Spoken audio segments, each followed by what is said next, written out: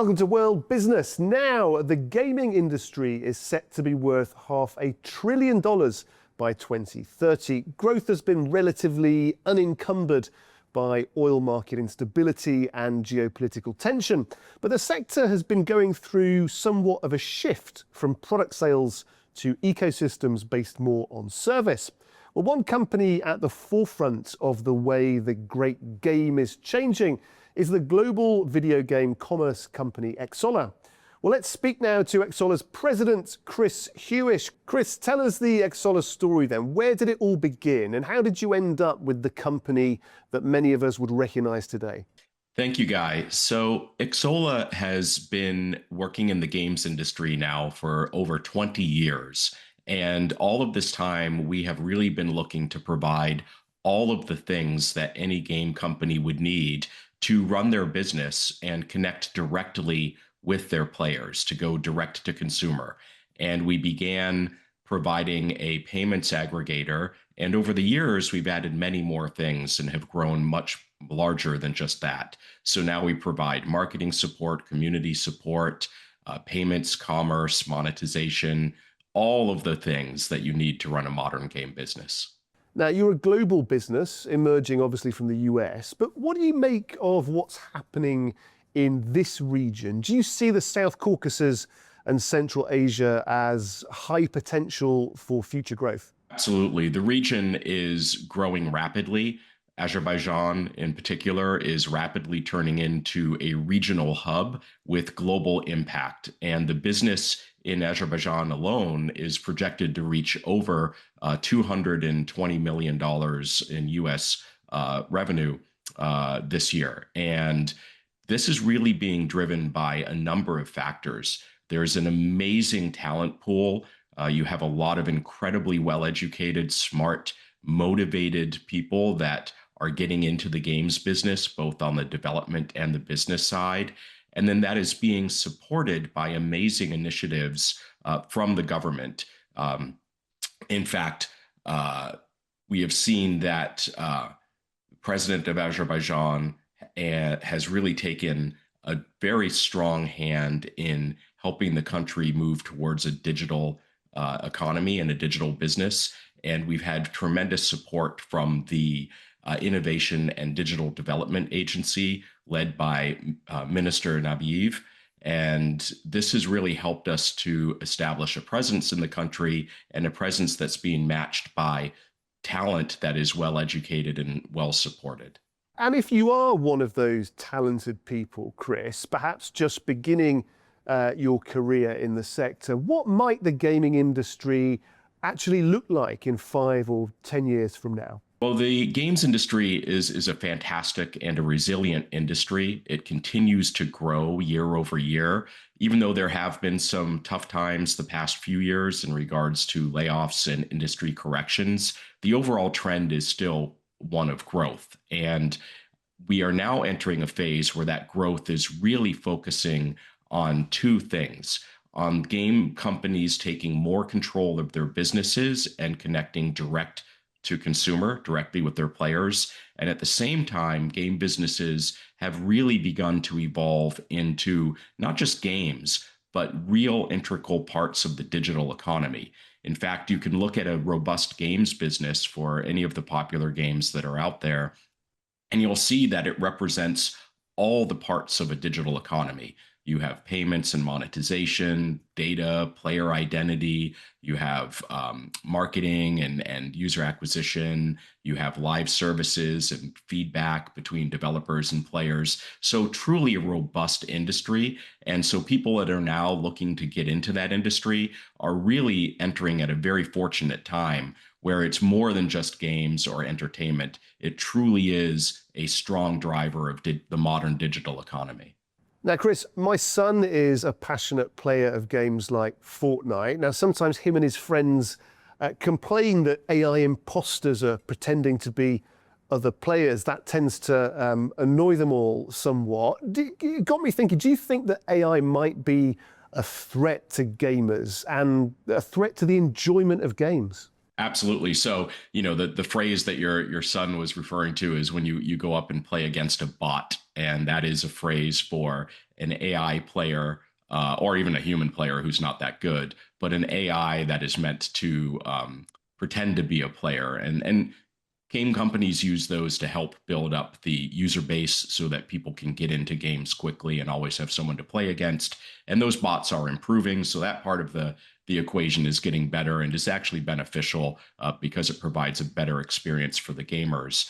The other side of it is on the business and the development side. And as you alluded to, there is a lot of questions and conversation around what does AI mean for the industry in regards to the workforce.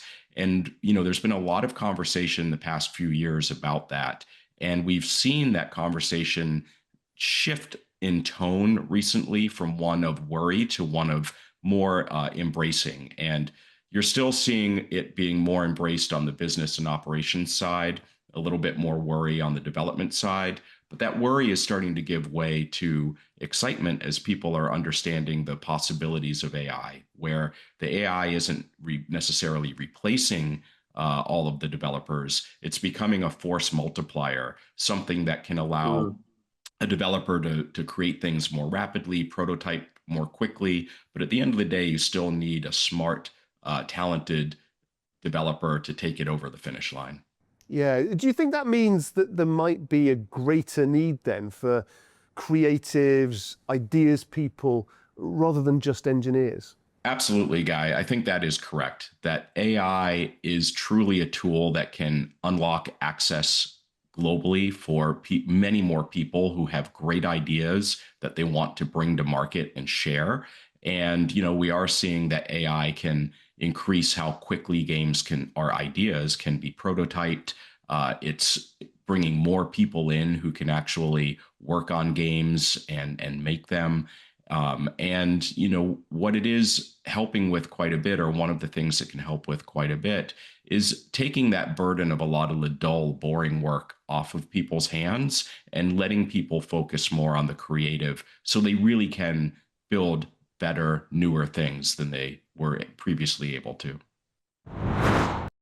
Now, Exola isn't the only US-based firm betting big on this region. Early-stage venture capitalists are increasingly seeking connections to the South Caucasus and Central Asia.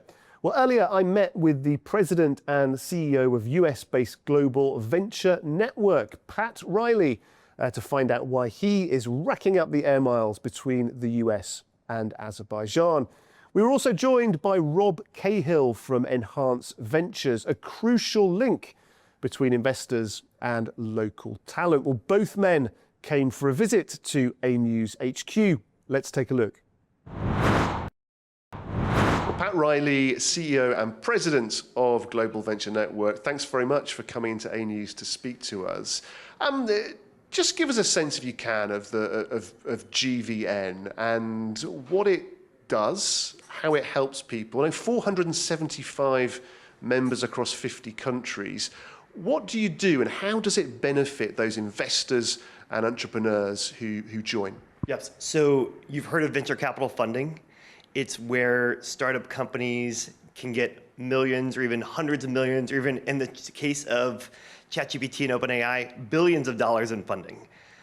What people don't realize is that there's this whole segment of investors that are supporting companies before they go get VC funding. These are things called venture accelerators, venture studios, venture hubs, and we are the group that represents them around the world. So while our members are helping startups, it's the job of the Global Venture Network to take care of the people that are helping the next generation of startups around the world. And you clearly think there's something going on in this region. The fact that you're racking up the air miles to come here to Azerbaijan, I guess, is indicative of that. Give us your impressions of Azerbaijan, the wider region, and what the possibilities that you think are likely to happen over the sort of coming months and years. So my good friend Al Parasalin, who runs Enhance Ventures, moved here recently.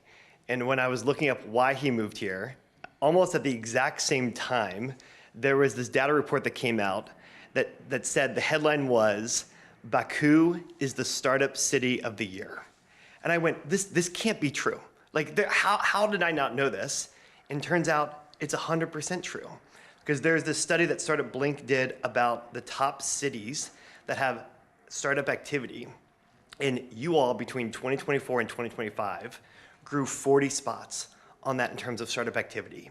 So what I would say now is, in many ways, the world is looking at Baku, and Azerbaijan in general as well, and going, what's happening here? Because something is happening here. And of course, running the Global Venture Network, you want to come to the place where things are happening, and that's why I'm here. Pat, there's lots written and spoken about when it comes to the ecosystem, isn't there? There is. And sometimes VCs can get a bit of a bad reputation. One criticism that I heard was someone saying, well, VCs just give money to people who look like those people that got money before, and therefore that's anti-innovation. What do you say to those critics, and how healthy is the ecosystem right now? There are lots of things we can say about venture capital. But what I would say, though, is that when I look at the data about what venture capital funding does to economic activity in a country, the stats show that it is one of the top 2 ways to increase economic activity. If a government says, we're going to put $1 into mission-based research and development, that will return almost $10 in economic activity. That's great. Venture capital is number 2 on the list. With every dollar spent in venture capital money returns $6 in economic activity for a country. This is compared to when a government just invests in infrastructure, $1 in, $1.50 out after year 2. So you just go, there is this incredible economic activity that results from this type of funding, which is why, sure, there are things that we need to work on in venture capital. But today, I don't know of another way that we're going to increase economic activity without a really strong venture capital industry in the country that we're in. Pat, great to speak to you. Thanks for joining Thanks us. for having me. Rob, tell us a bit about Enhance Ventures and how you guys work with partners like GVN. Absolutely. So Enhanced Ventures are a leading global venture studio based primarily in the MENA, PT, and Caucasus region. We're headquartered in Dubai, and primarily we work with large corporates and also governments to bring innovation to life through high impact and very real ventures.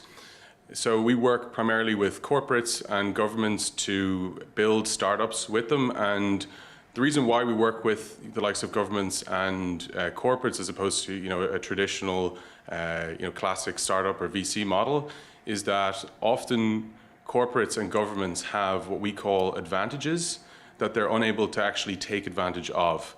So for example, we work in several industries, most notably software and energy, and often the large incumbents in these spaces have lots of great assets such as people, data, access to markets, etc. But because of the large nature of them and the general bureaucracy that comes with a large organization, it's hard for them to move at speed. And so Enhance partners with them to create startups outside of the company that can, on one hand, benefit from the scale and the access and the assets of that company, but can move at its own pace and move at speed, separate to it. And so we've been, we also moved to Azerbaijan a little while ago. I personally moved here about 18 months ago, and it's been absolutely tremendous. We have, we're building startups in the space with some of the largest companies in the country. We also have some great partnerships in the oil and gas space with some of the largest companies in the region. Right now, we're really excited about Infrascan. Infrascan is one of the companies we've been building, which is in the inspection services sector. And so we're bringing cutting edge technology to inspections. Inspections in oil and gas sites are typically very slow. It takes weeks to conduct them because of scaffolding. They're manual, there's very little digitization, and they're also very, very expensive. And then we have this unique drone and crawler combination technology that we use in these sites to allow oil and gas companies to conduct inspections 40% plus cheaper, 99% faster, and also safer because no humans leave the safety of the ground. And that's just one of the things we're doing. We're obviously really excited about being in Azerbaijan as well. You know, as you know from living here as well, Guy, it's a tremendous place with amazing, welcoming people. And you know, I think the future is really bright for Enhance, Azerbaijan in general, and also for the industry. It's very interesting. We were talking on the show, as we have on previous episodes, about where the interest in the region is coming from. We know clearly interest from the US. We've spoken about interest from the GCC region too. And I know your own country of Ireland also is increasingly interested in what's happening here. Yes, indeed. And I think Azerbaijan is in a unique position in the world, just given where we're actually located, and one thing I think that's fantastic and unique about Azerbaijan is the cordial relations that we have here with lots of other countries, and I think that gives Azerbaijan the great opportunity to be a launch market for businesses to grow here, test here, and then build and scale outside. And I think we're seeing lots of growing interest. I think one thing I'm very proud about myself is that just last week we had the first delegation from the Friends of Azerbaijan group in the Irish Parliament visit last week. So we had two deputies from the Parliament, Tony McCormack and Cormac Devlin, along with the Irish Honorary Consul for Azerbaijan in Ireland, Terry Layden, were here last week. I met them. They had a tremendous time. They said they'd never received a welcome quite like it. There was even a member of Parliament greeted them off the plane at 1 a.m. Wow. There was a member of Parliament who had invited them over at the bottom of the steps of the plane at 1 a.m. to make sure that they landed safe and were welcome to the country. And they have explored different avenues to secure energy for Ireland. Naturally, Azerbaijan is a country that is very wealthy in energy. And I think it's a really exciting time. Ireland are looking to build up relations with Azerbaijan. I think there's a lot of similarities with Irish and Azerbaijani people. And I think there's a lot of advantages that Azerbaijan has that can benefit Ireland, and I think vice versa as well. Exciting times. Rob, always great to speak to you. Thanks for joining us. Thank you. Thank you so much. Well, that is all for this week. We'll see you next time for more Well Business.